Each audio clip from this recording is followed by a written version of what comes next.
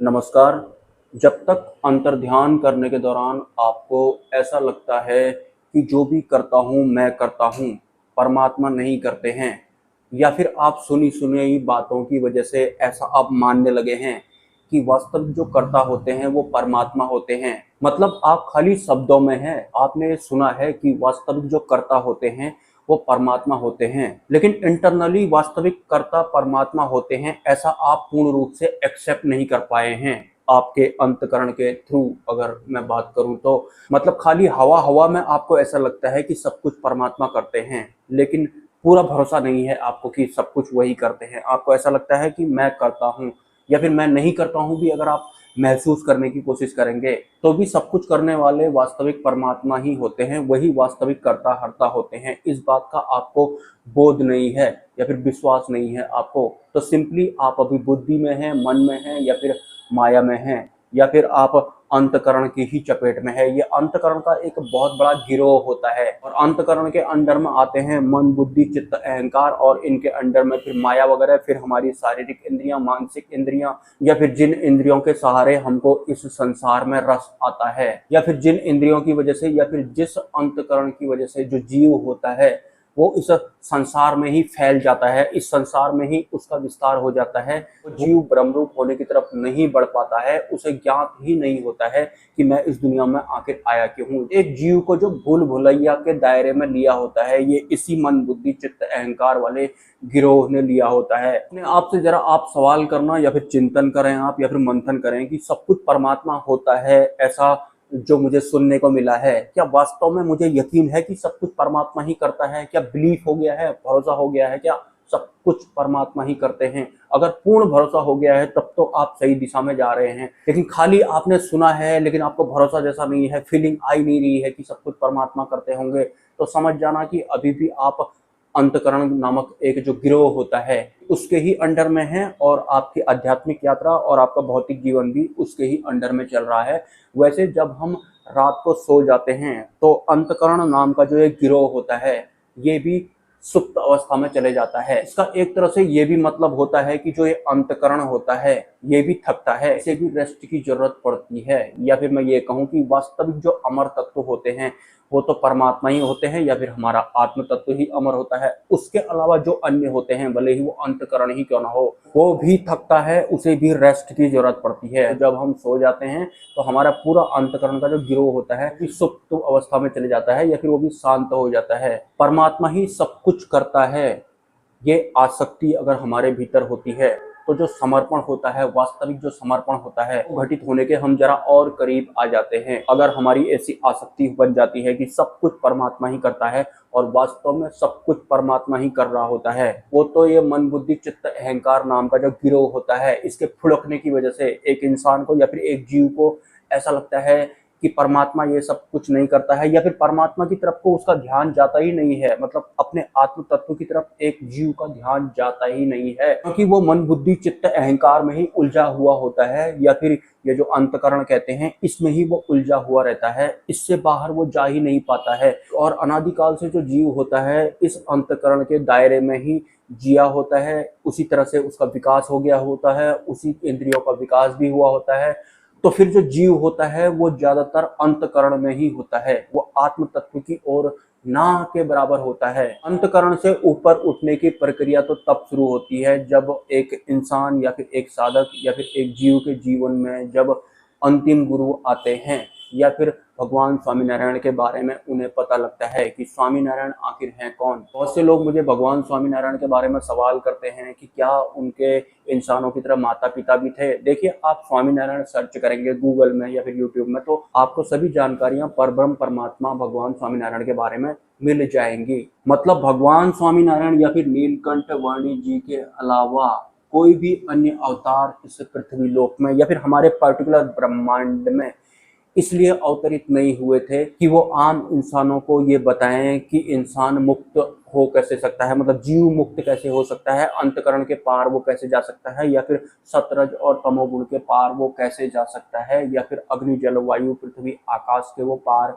कैसे जा सकता है। सिर्फ भगवान स्वामीनारायण जो है ये परब्रह्म परमात्मा है ये अवतरित ही इस वजह से हुए थे इस पृथ्वी लोक में। ये कोई युग परिवर्तन करने के लिए अवतरित नहीं हुए थे, किसी राक्षस का वध करने के लिए या फिर किसी नई सभ्यता या फिर किसी नए युग का निर्माण करने के लिए ये अवतरित नहीं हुए थे। परब्रह्म परमात्मा जैसे हैं हमारा या फिर एक आम इंसान का उनके जैसा होना ही हम इंसानों की मुक्ति होती है। और उनके जैसे हम तब हो सकते हैं जब हम परब्रह्म की ही भक्ति करते हैं। और परब्रह्म की भक्ति करने के लिए भगवान स्वामीनारायण द्वारा हमारे लिए अंतिम गुरु की व्यवस्था भी की गई है। वास्तव में गुरु शिष्य परंपरा का जो वास्तविक एक्यूरेट एग्जाम्पल होता है वो स्वामीनारायण वाली व्यवस्था में आपको देखने को मिलता है। स्वामी का मतलब होता है ब्रह्म रूप और नारायण का मतलब होता है परब्रह्म, मतलब ब्रह्म रूप होकर परब्रह्म की भक्ति करना। स्वामी नारायण का मतलब ये भी होता है। हालांकि और भी कई सारे मतलब होते हैं स्वामी नारायण के, लेकिन फिलहाल आपके लिए यही काफ़ी है और यही परफेक्ट भी होता है एक आम इंसान के लिए या फिर एक आम साधक के लिए। अब मैंने आम बोल दिया तो आपको अपने आप को छोटा वगैरह नहीं समझ लेना है, ये शुरुआती चरण है तो मुझे इसी तरह से बताना पड़ रहा है। और अगर आप एक आम इंसान नहीं हैं, एक साधारण इंसान आप अगर नहीं है, तो सिंपली आपको काल कर्म माया ने बहुत कुछ बनाया हुआ है और आप जो भी बने हुए हैं अपने आप को आप मानते भी हैं, और जो आप अपने आप को मानते हैं वो आपका वास्तविक स्वरूप नहीं है। अगर आप जानना चाहते हैं कि आपका वास्तविक स्वरूप कैसा है तो उनके लिए आप अंतिम गुरु की शरण में आ सकते हैं। आपका जो वास्तविक स्वरूप है या फिर आपका जो आत्म तत्व है वो इनके जैसा है। बहुत से लोग कंफ्यूज रहते हैं कि हमारा जो आत्म तत्व होता है वो कैसा होता होगा या फिर हम कैसे हो जाएंगे अगर हम आत्म स्थिर हो जाएंगे। तो हम बिल्कुल ऐसे हो जाएंगे अगर आत्म स्थिर हो जाएंगे। तो इनको जानते हैं आप, ये मेरे गुरु हैं जिन्हें कि मैं अंतिम गुरु कहता हूँ। बहुत सारे लोग इनको जानते होंगे। जो लोग नहीं जानते हैं या फिर जो सरल भाषा में जानना चाहते हैं, आप जो अपने आत्म तत्व को या फिर अपने आत्म स्वरूप को महसूस नहीं कर पाते हैं, आपको जानने की इच्छा होती होगी कि मेरा आत्म तत्व कैसा होगा, बिल्कुल इनके जैसा होता है। हमारा जो आत्म तत्व होता है वो आपको किनके जैसा होना है, आपको इनके जैसा होना है। इनके जैसा आप हो जाते हैं तो आप ब्रह्म रूप हो जाते हैं या फिर आप आत्म स्थिर हो जाते हैं, स्वयं सिद्धि आपकी हो जाती है, अपने आप से आप मिल जाते हैं। आपको ये पता लग जाता है कि मैं कौन हूँ। तो मैं कौन हूँ आपको पता लग जाता है तो आप ऐसे हो जाते हैं। और आप जब ऐसे हो जाते हैं, इनके जैसे जब आप हो जाते हैं, तो उनके बाद आप इनकी भक्ति कर सकते हैं। मतलब ब्रह्म रूप हो जाते हैं आप तो परब्रह्म की भक्ति कर सकते हैं। मतलब स्वामी आप बन जाते हैं तो उसके बाद आप नारायण की भक्ति कर सकते हैं। और एक बात मैं आपको दोबारा से बता देता हूँ, जो भी लोग माया की भक्तियां करते थे, मैं आपको दोबारा से बताता हूँ। कोई भी इंसान दुकान खोलता है और वो सबसे सुबह सुबह पहले ना उसकी दुकान में जो भगवान का पोस्टर लगा होता है या फिर मूर्ति लगी होती है, वो उसमें धूप बत्ती अगरबत्ती करते हैं। हर एक इंसान जो दुकान में धूप बत्ती करता है तो वो माया की भक्तियां कर रहा होता है, भले ही वो भगवान कोई भी हो। और मनोभाव भी उनका यही होता है कि मैं इनकी धूप बत्ती कर रहा हूँ, अगरबत्ती कर रहा हूँ तो मेरी दुकान अच्छी चल रही है, तो मेरे लिए यही भगवान है। वो माया की भक्ति कर रहे होते हैं। जो इस मनोभाव के साथ धूप बत्ती करता है अपनी दुकान में या घर में कि मेरी जिंदगी में सब कुछ ठीक ठाक चल रहा है, सुख सुविधा बनी हुई है, पैसा आ ही रहा है, तो वो सब के सब माया के पुजारी होते हैं, भले ही वो बड़े हों या फिर वो छोटे हों।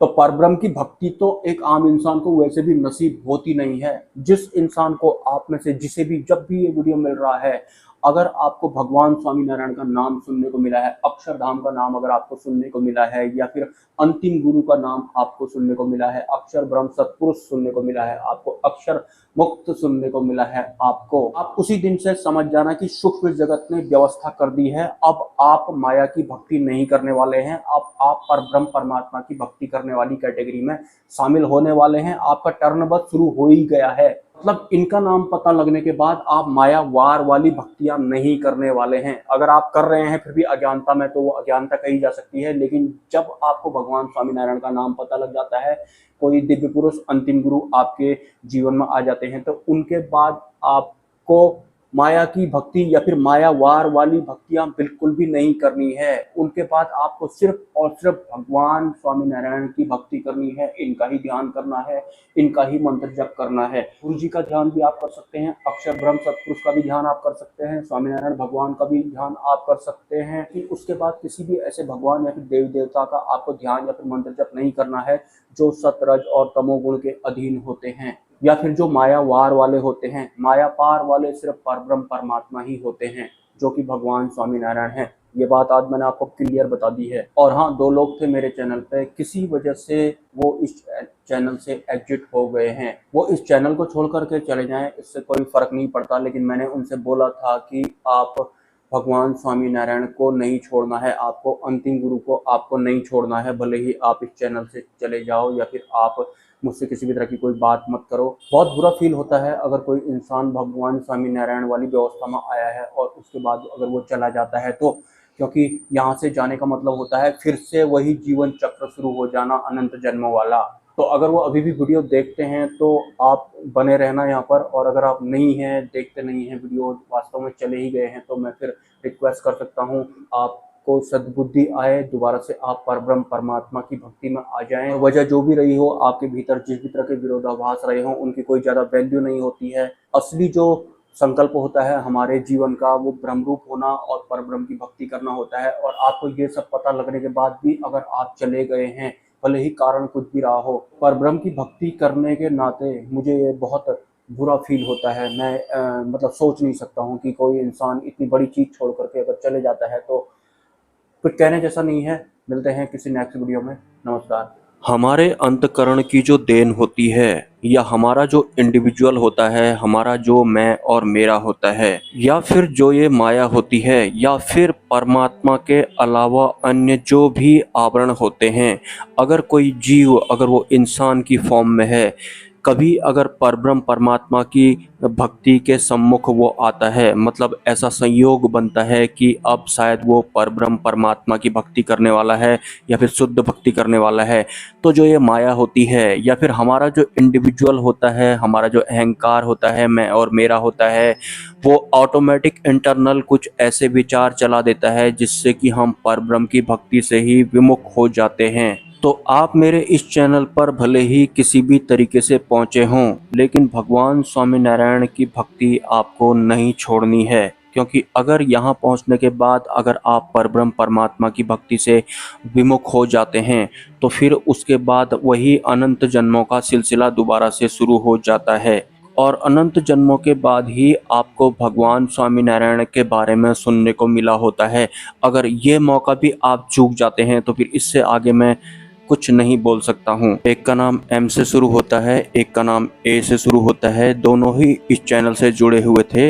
अभी ठीक तरह से उन्होंने परब्रह्म परमात्मा के बारे में सुना भी नहीं था, भगवान स्वामीनारायण के बारे में उन्हें अभी ठीक तरह से पता भी नहीं लगा था। अभी ऐसे ही बाई चांस कोई उनमें से अक्षरधाम मंदिर गया था, लेकिन अचानक से वो एक दिन इस चैनल से एग्जिट मार देते हैं, और जिन्होंने उन्हें भगवान स्वामीनारायण से दूर किया था वो माया ही थी।